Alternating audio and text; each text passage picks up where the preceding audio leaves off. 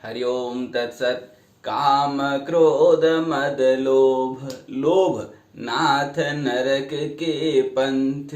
लोभ एक ऐसा शब्द, लालच, आज जिसके ऊपर हम बड़े ही विस्तार से चर्चा करने वाले हैं। तो आइए महाभारत के शांति पर्व में आपको सुनाएं। महाभारत के शांति पर्व में युधिष्ठिर ने भीष्म पितामह से एक प्रश्न किया। प्रश्न क्या किया कि पाप का जो है मूल क्या है, व्यक्ति न चाहते हुए पाप क्यों करता है, मनुष्य पाप कर्म से कैसे बच सकता है। तो भीष्म पितामह कहते हैं, एको लोभो महाग्रहो लोभात पापम प्रवर्तते। अर्थात एकमात्र लोभ ही एक ऐसा तत्व है जो पाप का मूल है। वह मनुष्य को निगल जाने के लिए ग्राह है, मगरमच्छ है। वह लोभी व्यक्ति पापात प्रकर्मः, पाप से सना हुआ ही कर्म करता है और पाप के तरफ ही प्रवृत्त रहता है। लोभ अर्थात लोभ है क्या, लोभ या लालच क्या है? तो जो हमारा नहीं है अथवा जिस पर मेरा अधिकार नहीं है, उसे प्राप्त करने का जो हमारे अंदर इच्छा है, उसका नाम ही लोभ है। या हम अपने मेहनत से ज्यादा कुछ प्राप्त करने की कोशिश करते हैं, उसका नाम ही लोभ है। उदाहरण स्वरूप, रास्ते में कोई रुपया या सोना पड़ा है, तुरंत हमको इच्छा होती है कि उसे उठाकर अपने पास रख लें। हम अपने लोभ के कारण ही उसे ले लेना चाहते हैं, लेकिन जो निर्लोभी और विवेकशील पुरुष है उसे छूता भी नहीं है, क्योंकि वह जानता है कि यह मेरा नहीं है, किसी का होगा, लौट कर आएगा, ले लेगा। अगर छूता भी है तो जिसका है उसे लौटा देने की वह सोच रखता है।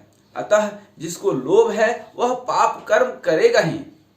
लोभ और तृष्णा, ग्रीडी पीपल जिसको बोलते हैं, लालची मनुष्य जिसको बोलते हैं, ये लोभ और तृष्णा बेसिकली एक ही शब्द के सिनोनिम्स हैं, समानार्थी शब्द हैं। जिस व्यक्ति पर, जिस जो है सामान पर मेरा अधिकार नहीं है, उसे पाने की इच्छा, उससे कुछ उम्मीद लगाए बैठना ही पाप, उससे उम्मीद लगाए बैठना ही लोभ, लालच है।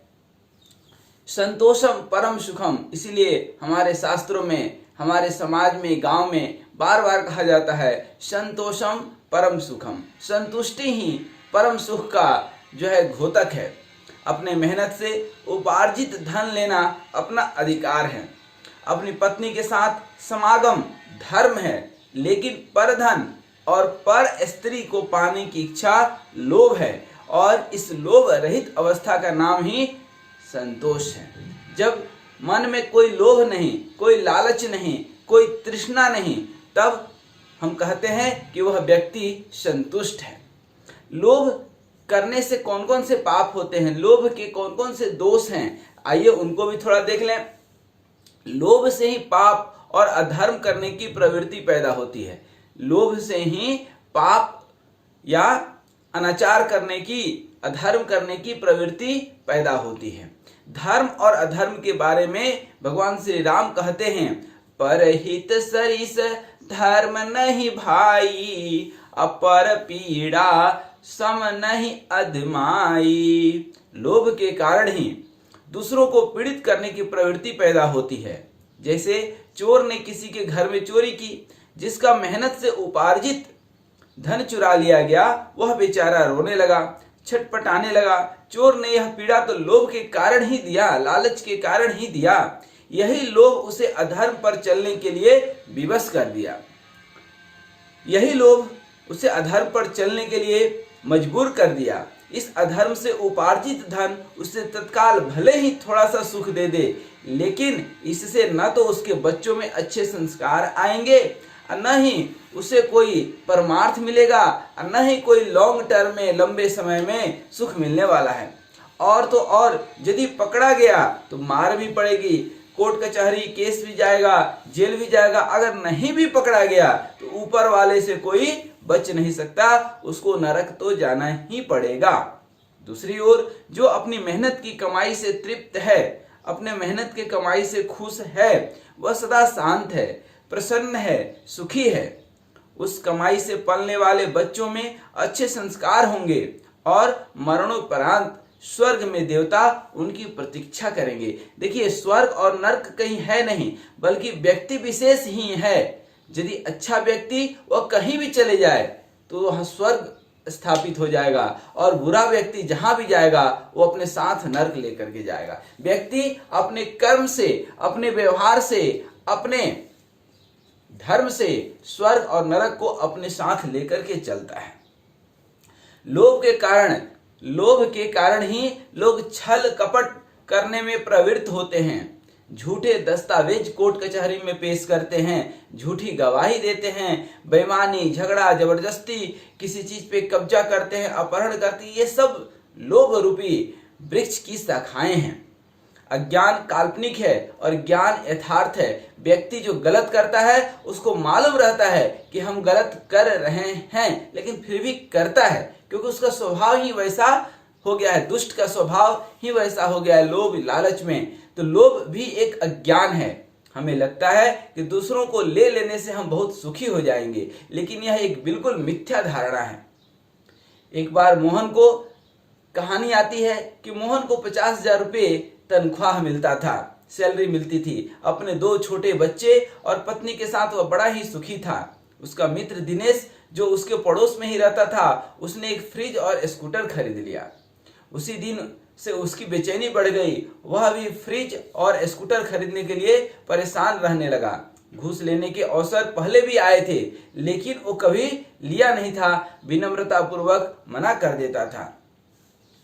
धीरे धीरे लोग उसकी ईमानदारी से इतने प्रभावित हुए कि लोग जो है उसको घूस देना ही बंद कर दिए। लेकिन जब से फ्रिज आदि खरीदने की इच्छा प्रबल हो गई मोहन के अंदर, तो उसने एक बिल की रकम बढ़ाकर 4,000 रुपया अधिक ले लिया। चूंकि वह ईमानदार समझा जाता था, इसीलिए किसी ने उसके ऊपर शक नहीं किया। धीरे धीरे नजायज पैसा भी आने लगा। घर में फ्रिज और स्कूटर तो आ गए, लेकिन वह अशांत रहने लगा। ऑडिट में जब उसकी चोरी पकड़ी गई तो वह नौकरी से निलंबित कर दिया गया। क्योंकि होता क्या है कि हम छोटी मोटी गलती तो कर देते हैं और सोचते हैं कि किसको पता चलेगा, ठीक है पता चलेगा तो देखा जाएगा, लेकिन हो उल्टा जाता है। ऑडिट में जब उसकी चोरी पकड़ी गई तो उसे सस्पेंड होना पड़ा। इसी बीच उसका लड़का भी स्कूल में फेल हो गया। तनाव के कारण ब्लड प्रेशर हो गया, उसको डायबिटीज हो गया। सब कुछ धीरे धीरे बिखर गया। और ये मोहन के जीवन में नहीं, अनेक लोगों के जीवन में यही होता है। हम जब किसी से घूस लेते हैं, मुझे याद है कि एक बार एक रेलवे का टीटी अनैतिक कार्य करते हुए किसी से कुछ रुपये ठग रहा था। वो ठग तो रहा था, वो अपने जगह पर सही था, लेकिन उसने घूस ले लिया, पैसे ले लिए और उस पैसे का उतना चालान न काटा। कोई एक और वीडियो बना रहा था, बस इतने में क्या था, जब टीटी चले गया तो ये वीडियो जो है रेलवे के हायर स्टाफ के पास जो है अग्रेसित कर दिया गया, भेज दिया गया। फिर उसको निलंबित होना पड़ा और जो 500,000 रुपया ठगा था उसको 50,000 लाख रुपया देना पड़ा और नौकरी से भी हाथ गंवाना पड़ा। तो ऐसा ही होता भी है। तो जो व्यक्ति गलत करता है उसके दिमाग में हमेशा भय बना रहता है, पकड़े जाने का डर बना रहता है, और यही डर ब्लड प्रेशर और डायबिटीज और न जाने कितने बीमारियों का जड़ हो जाता है। जीना मुश्किल हो जाता है। एक हंसता खेलता गृहस्थी, एक हंसता खेलता जीवन, एक हंसता खेलता चेहरा जो है खत्म हो जाता है। और इसके पीछे सिर्फ कारण क्या है? लोभ। उसी ऑफिस में एक चपरासी था, मोहन के ऑफिस में एक चपरासी था जिसका नाम महेंद्र सिंह था। वह बड़ा ही शिव भक्त था, सत्य का भी पुजारी था। उसे जहां कार्य मिला था वहां चपरासी की भी 100 रुपया रोज नाजायज हो जाता। लेकिन महेंद्र सिंह ने स्पष्ट कह दिया था कि हमको भगवान ने जो वेतन निर्धारित कर दिया है मैं उसी से खुश हूं। वह रोज भगवान शिव की पूजा करता था, ईमानदारी से अपना काम करता था। जिस दिन उसे वेतन मिलता उसमें 100 रुपये निकाल कर रख लेता ताकि वक्त पड़ने पर किसी की मदद कर सके। उसके भी 2 बच्चे थे, दोनों मेधावी थे। शांत, पवित्र, हंसमुख, प्रसन्न व्यक्तित्व का महेंद्र जो एक चपरासी था, बिना कहे सबकी मदद के लिए तत्पर रहता था। उसके साहब भी उसे सम्मान की दृष्टि से देखते थे। वह सभी के आंखों का तारा था। सुख और दुख मन का होता है। बहुत कमाकर भी मोहन लोभ के कारण दुखी रहता था। उसके बच्चे उदंड हो गए थे। वहीं संतोष के कारण महेंद्र सिंह सुखी था। उसके बच्चे बड़े होकर उच्च पद पर प्रतिष्ठित हुए। अर्थात कहने का मतलब है कि ईमानदारी का परिणाम भी ईमानदार होता है। आपको सच्चा सुख मिलने वाला होता है। यदि दो भाइयों में बंटवारा हो रहा है तो लोभ के कारण एक भाई अपने हिस्सा से ज्यादा लेना चाहता है और दूसरा कम देना चाहता है, तो दोनों में झगड़ा, मारपीट, मुकदमा, दुश्मनी होना सुनिश्चित है और स्पष्ट है कि लोभ के कारण ही इसकी उत्पत्ति होती है। यदि दो भाइयों में से किसी भी एक के अंदर थोड़ा सा उदार भाव आ जाए कि चलो ये तो छोटा भाई है, थोड़ा ज्यादा भी ले लेगा तो क्या जाता है, या छोटा वाला सोच ले कि चलो ये हमारे बड़े भाई हैं, थोड़ा सा ज्यादा ही ले लिए तो क्या चलेगा, लेकिन नहीं, वहां पर बराबरी नहीं, ज्यादा हड़पने की एक सोच बन जाती है। लोभ हमें असत्य की ओर ले जाती है, सत्य से विचलित कर देती है। कबीर साहब ने कितना सच कहा है कि तिमिर गई रवि देखते, कुमति गई गुरु ज्ञान, असत्य गया एक लोभ ते, भक्ति गई अभिमान। अर्थात जो है लोभ से ही क्रोध प्रकट होता है और लोभ बस जो हम पाना चाहते हैं, जब किसी कारणवश वह नहीं मिलता तो क्रोध उत्पन्न होता है। क्रोध से हमारी वाणी कठोर हो जाती है, विवेक समाप्त हो जाता है, बुद्धि काम नहीं करता है। क्रोध में हमें कुछ भी अच्छा नहीं लगता, कुछ भी कर बैठते हैं। यक्ष के पूछने पर मनुष्य का सबसे बड़ा शत्रु कौन है, यक्ष ने युधिष्ठिर से प्रश्न किया कि मनुष्य का सबसे बड़ा शत्रु कौन है, तो युधिष्ठिर ने कहा था क्रोध। अति लोलुप व्यक्ति शांत जो है नहीं होता है, न उसे जो है ईर्ष्या और क्रोध की कमी रहती है। नरक जाने के 3 दरवाजे हैं, काम, क्रोध और लोभ। काम, क्रोध और लोभ। ये काम अर्थात वासना, ये वासना आप देखिए ना, दिमाग में लोगों के चलते रहते हैं। 2 मिनट की खुजली शांत करने की खातिर न जाने अपने जीवन भर की कमाई दांव पर लगा देते हैं। कई बार तो न जाने क्या क्या होता है, बताने की जरूरत नहीं है, आए दिन आप पेपर में पढ़ते होंगे। और ये काम, क्रोध और लोभ तीनों एक दूसरे के सप्लीमेंट हैं, पूरक हैं। अधिक पाने की इच्छा जो है काम अर्थात प्रबल इच्छा ही लोभ उत्पन्न करता है। विषयासक्ति, अधिक पाने की इच्छा जब पूर्ण नहीं होती है तो जो है जब पूर्ण नहीं होती है तो उसको गलत तरीके से पाने की हम कोशिश करते हैं। फिर क्रोध उत्पन्न होता है, फिर उस व्यक्ति को नरक जाने से कौन रोक सकता है। परंतु अगर न्याय से अधिक पाने की इच्छा, लोभ को संवरण कर लिया जाए तो काम और क्रोध उसी प्रकार शांत हो जाएंगे जैसे पानी डालने के बाद अग्नि शांत हो जाता है। लेकिन लोभ उसमें समा गया तो और अग्नि को प्रज्वलित कर देगा। जितना हमारे पास है उससे अधिक भोग की इच्छा ही हमें लोभी बना देता है। परधन एवं पर स्त्री का अपहरण करने का लोभ अपनी वासना पूर्ति के लिए काम के कारण ही होता है, वासना के कारण होता है। जिसका चित्त भगवत मुखी है, भगवान का जो भजन करता है, वह तो विषय चिंतन करता ही नहीं है, लेकिन जो भगवान के विपरीत है वह हमेशा विषयों का ही चिंतन करते रहेगा।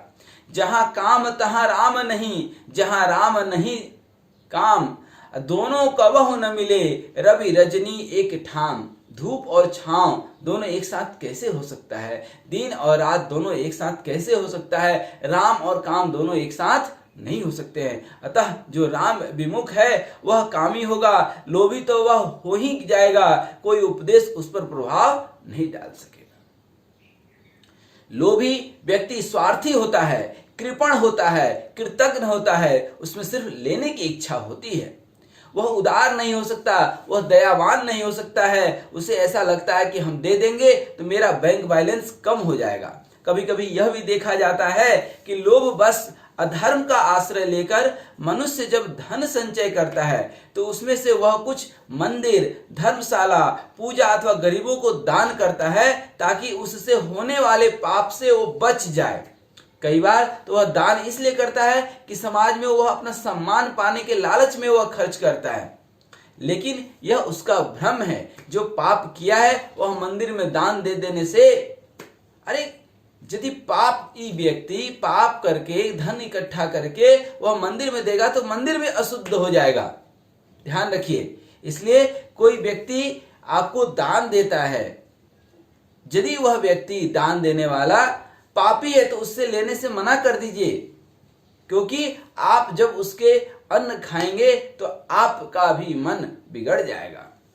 असत्य से उपार्जित धन न तो देवता ग्रहण करते हैं, न भगवान ग्रहण करते हैं, न उस दान का कोई फल मिलता है, उस दान का कोई फल नहीं मिलता है। पराये धन का अपहरण करना, चोरी कर लेना, पराई स्त्री से जोर जबरदस्ती बलात्कार करना, किसी की निंदा करने की प्रवृत्ति, ईर्ष्या का प्रबल वेग, अपनी प्रशंसा के लिए बढ़ चढ़ करके बातें करना, मत्सरता एवं न करने योग्य कर्म कर बैठना आदि का कारण तो ये लोभ ही है। यह लोभ ही है कि मनुष्य बचपन में, जवानी में, बुढ़ापे में, जिसके कारण बुरे कर्मों को छोड़ नहीं पाता। जो मनुष्य के बूढ़ा होने पर भी जीर्ण नहीं होता वह लोभ ही है। लोभ दिन व दिन बढ़ते जाता है। जिस प्रकार बहुत सी गहरी नदियों के जल मिल जाने पर भी समुद्र नहीं भरता, समुद्र जैसे कभी नहीं भरता, उसी तरह आदमी की वासना, लोभ कभी नहीं भरता। इसी प्रकार कितने ही पदार्थ, कितना भी उसको मिल जाए, उसका पेट नहीं भरता। किसका? लोभी व्यक्ति का। लोभी पुरुष में दंभ, अहंकार, अति महत्वाकांक्षा, द्रोह, निंदा, चमचागिरी, चुगली, मत्सर, डाह, ईर्ष्या इत्यादि सभी दोष अपने आप आ जाते हैं। कहते हैं ना, जैसे डायबिटीज कोई बीमारी नहीं, बीमारी का जड़ है, क्योंकि उसके होने से कई सारी अन्य बीमारी आ जाती है। ठीक उसी तरह से जिस व्यक्ति के मन में लोभ आ गया, उसके अंदर कृपणता, कृतघ्नता, स्वार्थ परायणता, दंभ, डाह, ईर्ष्या, द्रोह, निंदा, चुगली करना, चमचागिरी करना, अपने से कमजोर व्यक्ति पे दादागिरी करना, मत्सर इत्यादि जितने भी अवगुण हैं स्वयं आ जाते हैं।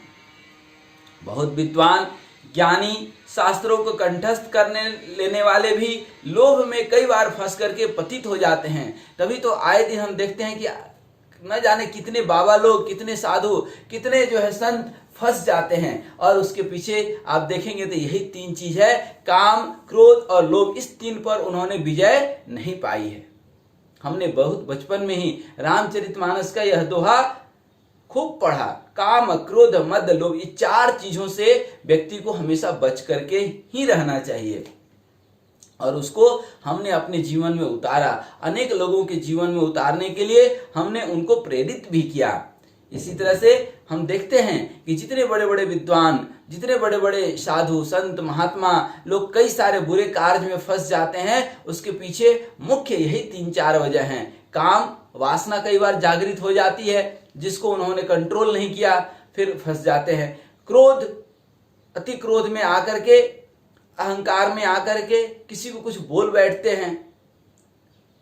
लोभ, लालच, अरे महात्मा को पैसे, धन दौलत की किस चीज की जरूरत है? वो तो बिना चाहे ऊपर वाला सब कुछ उसको दे देगा। लेकिन नहीं, मन में कहीं ना कहीं एक लोभ समा जाता है और वह सारी चीजों का, सारे पापों का जड़ हो जाता है। जैसे पहाड़ पर चढ़े व्यक्ति का जरा सा पैर फिसल जाए तो नीचे गिर जाएगा, उसकी प्राण जा सकती है। उसी प्रकार ज्ञानी पंडित को भी अगर थोड़ा भी लोभ आ जाए तो उसका तुरंत ही पतन हो जाता है।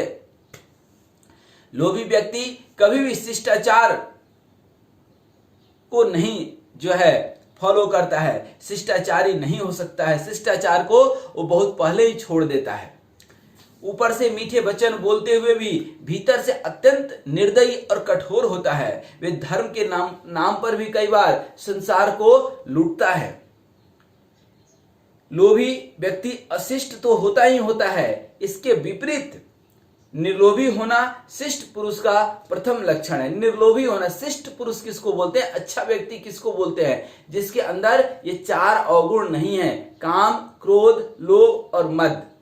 ठीक है, अधिक लाभ से लोभ भी उत्पन्न होता है। बेवजह जब लाभ होता है तो लोभ पैदा होता है। न्याय से अर्जित धन भी अगर बढ़ने लगे तो दान कर देना चाहिए, अन्यथा संग्रह करने की प्रवृत्ति बढ़ जाती है और तब लोभ अपने आप पैदा हो जाता है। जैसे जमा पानी में कीड़े अपने आप उत्पन्न होते हैं, ठीक उसी तरह से लोभ बढ़ जाने से, लाभ बढ़ जाने से, धन बढ़ जाने से ये सारी बुराइयां धीरे धीरे आने लगती है। इसलिए कहा गया है कि पानी बढ़े नाव में, घर में बढ़े दाम, दो हाथ उलीचिए यही सयानो काम।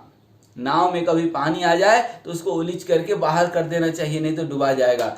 घर में भी जब ज्यादा धन आ जाए तो अपने जरूरत के हिसाब से रख करके बाद बाकी दान कर देना चाहिए।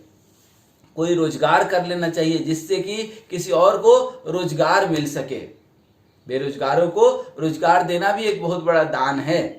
इसलिए जो है कहा गया है कि पानी बढ़े नाव, नाव में जब पानी आ जाए तो उलीच दीजिए, और घर में भी धन ज्यादा हो जाए तो उसको भी उलीच दीजिए, तो आप शांत रहेंगे। आइए अब देखें शिष्ट पुरुष के क्या लक्षण है। हम कैसे कह सकते हैं कि यह व्यक्ति अच्छा है, सुंदर है, स्वाभाविक है, बढ़िया है। जिन्हें संसार में जन्म लेने का भय है, जिन्हें संसार में जन्म लेने का भय है, परलोक से भय है, जिनकी भोगों में आसक्ति नहीं है, लोभ नहीं है, काम क्रोध पर जिन्होंने विजय पा लिया है, जो सबके प्रिय हैं, उनके मन में कोई अप्रिय नहीं है, कोई राग नहीं है, कोई द्वेष नहीं है, वही व्यक्ति शिष्ट है। शिष्टता के ये शिष्ट पुरुष का ये पहला लक्षण है। जिस व्यक्ति की इंद्रियां संयम है, सत्य ही जिसका परम आश्रय है, अर्थात जो सिर्फ सत्य बोलता है और सिर्फ सत्य ही नहीं सत्य आचरण भी करता है, वही व्यक्ति शिष्ट है। जो देते हैं, लेने की भावना नहीं रखते, जिनमें स्वभाव से ही दया भरी रहती है, वे देवताओं, पितरों तथा अतिथियों के सेवक होते हैं। किसी की सेवा करके वे खुश होते हैं, सदा ही सत्कर्म करने के लिए उद्यत रहते हैं, वे शिष्ट व्यक्ति कहलाते हैं। शिष्ट पुरुष सभी प्राणियों के हितैषी होते हैं, उनका कोई पराया नहीं होता, सब अपने होते हैं, सबके साथ अपनापन का व्यवहार करते हैं, वे परहित के लिए अपना सर्वस्व न्यौछावर कर देते हैं। वे सत्कर्म से विचलित नहीं किए जा सकते, वे दृढ़ता पूर्वक धर्म पथ पर ही चलते हैं, उनका आचार और विचार कभी नष्ट नहीं होता। वे न तो किसी को भय देते हैं, न किसी से भयभीत होते हैं, उन्हें ईश्वर पर पूर्ण विश्वास होता है, वे मृदुभाषी होते हैं, वे अहिंसक होते हैं, हिंसा का नामो निशान नहीं होता है उनके मन में, वे किसी को शारीरिक, मानसिक एवं आर्थिक पीड़ा नहीं पहुंचाते हैं। उनका स्वभाव होता है कि दुख थोड़ा सा स्वयं सह लेते हैं और सबको सुख बांटते हैं, सबको सुख बांटते हैं। ऐसे शिष्ट महापुरुषों की संगति से व्यक्ति शिष्ट बन जाता है। ये सब शिष्ट पुरुष के लक्षण हैं। अब प्रश्न आता है कि जिस व्यक्ति के मन में लोभ समा गया है, उसको लोभ से कैसे मुक्ति मिल सकती है? लोभ से आखिर कैसे मुक्ति मिलेगी? तो देखिए, लोभ निवृत्ति के उपाय। तो लोभ एक रजोगुण है। रजोगुण जब जाता है तो सत्व गुण आता है, या कहे तो सत्व गुण आएगा तो रजोगुण स्वयं चले जाएगा। जैसे इस घर में अंधकार मान लीजिए है, जब प्रकाश आएगा तो अंधकार स्वयं चले जाएगा। भगवत भजन करने से सत्व गुण आता है और सत्व गुण आने से रजोगुण समाप्त हो जाता है। जो रोज नियम से साधन और भजन करते हैं उनका सत्व गुण बढ़ता है और लोभ स्वतः खत्म हो जाता है। यह विचार करना चाहिए कि प्रत्येक कर्म का फल निश्चित है, उस कर्म के कर्ता को भोगना ही पड़ेगा। लोभ के कारण हम छल, कपट, झूठ, ईर्ष्या आदि के वशीभूत हो जाते हैं, जो हमसे अनेकों दुष्कर्म करा देता है। फिर उसका फल महान दुख के रूप में हमें भोगना ही पड़ेगा। इस विचार से भी लोभ का त्याग कर देना चाहिए। लोभ सत्य का बैरी है, सत्यवादी लोभी नहीं हो सकता है। लोभ हमें सत्य से असत्य की ओर ले जाता है। अतः अगर हमें सच्चाई के पथ पर चलना है तो लोभ से बचना चाहिए, लोभ का त्याग करना चाहिए। लोभी हमेशा अतृप्त रहता है, कभी लोभ से आज तक किसी का पेट नहीं भरा है, इसलिए वह कभी सुखी नहीं हो सकता है। दूसरी ओर संतुष्ट व्यक्ति संतोषम परम सुखम, हमेशा अनंत आनंद में जीता है। योग वशिष्ठ में वशिष्ठ जी ने भगवान श्री राम से कहते हैं कि स्वर्ग का बगीचा आनंद कानन हो, चांदनी रात हो, शीतल मंद सुगंध पवन चल रहा हो, उर्वशी 16 श्रृंगार करके खड़ी हो, कामधेनु गाय हो, ये सब एक साथ मिल जाने से जो सुख मिलता है उसका 1000 गुना सुख उस व्यक्ति को है जिसे संतोष है, अथवा जो निर्लोभी है, जिस व्यक्ति के अंदर लोभ नहीं है। सत्य सरल होता है, लोभ में कुटिलता होता है, कुटिलता का फल मृत्यु है, सरलता का परिणाम मुक्ति है। तो मृत्यु चाहिए कि मुक्ति चाहिए? सरल व्यक्ति शांत होता है, कुटिल व्यक्ति हमेशा टेंशन में रहेगा, तनाव युक्त रहेगा। यह तनाव कई बीमारियों को जन्म देता है। बाद में देखा जाता है कि लोभ से उपार्जित धन बीमारी में खर्च हो गया, हाथ अल्टीमेटली कुछ नहीं लगा। जिसका धन पवित्र होता है उसके ऊपर देवताओं का आशीर्वाद होता है। धर्म से ही धन का जो है रक्षा होता है, लोभ से नहीं। लोभ एक अज्ञान है, अज्ञानी उसे कहते हैं जो पाप कर्म से होने वाली अपनी हानि को नहीं समझता है, वही लोभी है। हमारे भीतर जितने दुर्गुण हैं, जैसे कि राग, द्वेष, अभिमान, अहंकार, काम, क्रोध, बैर, ईर्ष्या, डाह, द्रोह, ये सब अज्ञान के कारण ही हैं। अतः लोभ निवृत्त होने पर ये सब ठीक वैसे ही गायब हो जाते हैं जैसे सूर्योदय होने पर अंधकार गायब हो जाता है। लोभ के कारण ही जीव नाना प्रकार के नीच योनियों में जन्म लेता है। यह दृढ़ संकल्प करना चाहिए कि हमें उतना ही चाहिए जो मेरे मेहनत के अनुसार बनता है, मेहनत के अनुसार जो मिलता है, उससे अधिक कोई दे तब भी नहीं लेना है। जो मेरे मेहनत का नहीं है वह यदि करोड़ हो तो भी मेरे लिए मिट्टी के समान है, यह भावना व्यक्ति विशेष के अंदर रहना चाहिए। नरक जाने के 3 दरवाजे हैं, काम, क्रोध और लोभ। इसमें लोभ निवृत्त होने पर बाकी 2 दरवाजे काम और क्रोध अपने आप बंद हो जाते हैं। अतः संयमित जीवन जीते हुए लोभ को पूर्ण रूप से त्याग देना चाहिए। दूसरों का धन, पर स्त्री को देख करके स्वाभाविक लोभ उत्पन्न होता है, लेकिन इसे साधन बल से, भगवान के भजन से, अपने बुद्धि के द्वारा, विचार से तुरंत त्याग कर देना चाहिए। युधिष्ठिर ने भीष्म पितामह से पूछा कि मरने के बाद उसके साथ क्या जाता है? तो ज्ञान वृद्ध भीष्म पितामह कहते हैं कि राजन, मनुष्य जब मरता है तो उसके परिजन कुछ देर रोते हैं, उसका जीवन भर का कमाया धन यही रह जाता है। पत्नी जिसे वह इतना प्यार करता था दरवाजे तक ही जाती है, परिवार, मित्र आदि परिजन शमशान तक जाते हैं, यहाँ तक कि उसका शरीर जिसे वह जीवन भर सजाता संवारता रहा वह भी चिता तक ही रहती है। उसके साथ तो बस उसके द्वारा किया गया धर्म और अधर्म ही साथ जाता है। धर्मानुगो गच्छति जीव एकः। सिर्फ धर्म, अधर्म के लोभ ही सबसे बड़ा कारण है। अधर्म का सबसे बड़ा कारण लोभ है।